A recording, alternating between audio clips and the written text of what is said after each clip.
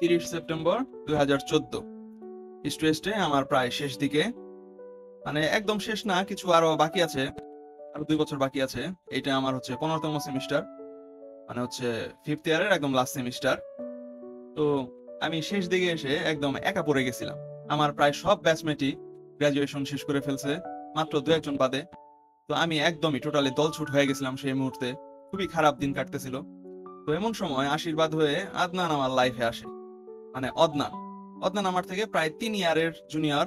শুধু অদনান না, অদনান কানিজ এখানে যে কয়জন আছে, আমার যে কয়জন ভাই ব্রাদার আছে সবাই, ওরা মনে হয় ফল 2012-এর, মানে আমার থেকে 8 সেমিস্টার জুনিয়র। তো দল ছুট হওয়ার কারণে আমি একা একা ঘুরি ফিরি, এটা দেখে অদনান আর কানিজ এটা নোটিস করছে। তো এটা দেখে ওরাই আমাকে বলছিল, ভাইয়া আমরা যদি কোথাও ঘুরতে যাই আপনি কি আমাদের সাথে যাবেন? তো আমি তো বলছি আচ্ছা ঠিক আছে, তোমরা গেলে আমাকে বইলো, আমিও যাব। তো সেই হিসাবেই এই 30 সেপ্টেম্বর তখন হচ্ছে আমাদের 2014-তে, আর কয়দিন পরেই হচ্ছে কুরবানির ঈদ, অক্টোবরের ফার্স্ট উইকে। তো এটা হইতেছে আমাদের সম্ভবত ঈদের আগে, ছুটির আগে, ঈদের ছুটির আগে শেষ ক্লাস। তো সেদিন ওরা আর কি বেড়াইতে যাবে। তো সেই জন্য কানিজ আমাকে বললো, ভাইয়া আজকে আমরা আফতাবনগরে, গরুর হাটে, কাশবনে বেড়াইতে যাব, আপনি কি যাবেন কিনা? তো আমি তো রাজি হয়ে গেলাম। তো সেই হিসাবে ক্লাস শেষে বিকেল বেলা আমরা সবাই একসাথে বের হয়েছি। পায়ে হেঁটে আমরা পুরো আফতাবনগর হেঁটে হেঁটে বালুর চরে পর্যন্ত গেলাম। সেইখানে একটা টাওয়ার ছিল, বাঁশের টাওয়ার, ওয়াচ টাওয়ার আর কি, গরুর হাট রক্ষণাবেক্ষণ করার জন্য। সেইখানেও আমরা উঠছিলাম। মানে সেদিন যে কত শত ছবি তুলছি তার হিসেব নাই।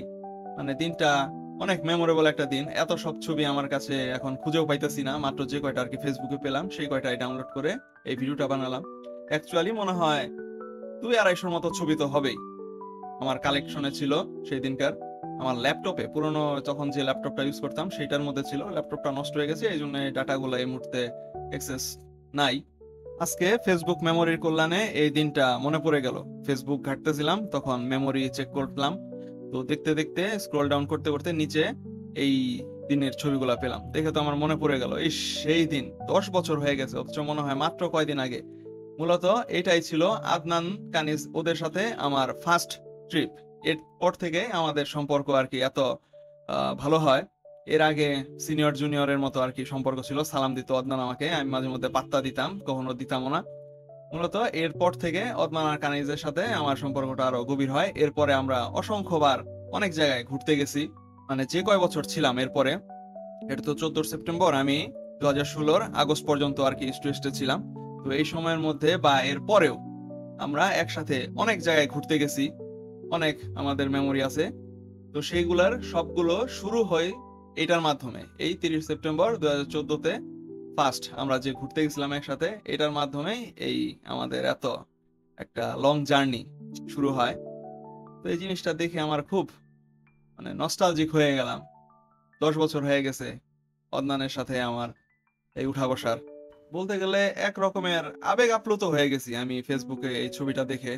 ইস, কি দিনগুলো ছিল আমার ইডাব্লিউ লাইফের। যদিও স্টুডেন্টে থাকা অবস্থায় প্রচুর বাস খাইছি, ফেল রিটেক করতে করতে একদম অবস্থা ঝালাপালা হয়ে গেছিল। মানে খালি মুক্তি চাইতাম যে আল্লাহ, স্টুডেন্ট থেকে কবে বের হব। তো অবশেষে 2016-তে আমার গ্রাজুয়েশন শেষ হয়েছে, 8 বছর হয়ে গেছে। তো এখন মনে পড়ে সেই দিনগুলোর কথা, স্টুডেন্টে যখন ছিলাম সেই দিনগুলা কত মজার ছিল। I really miss those days.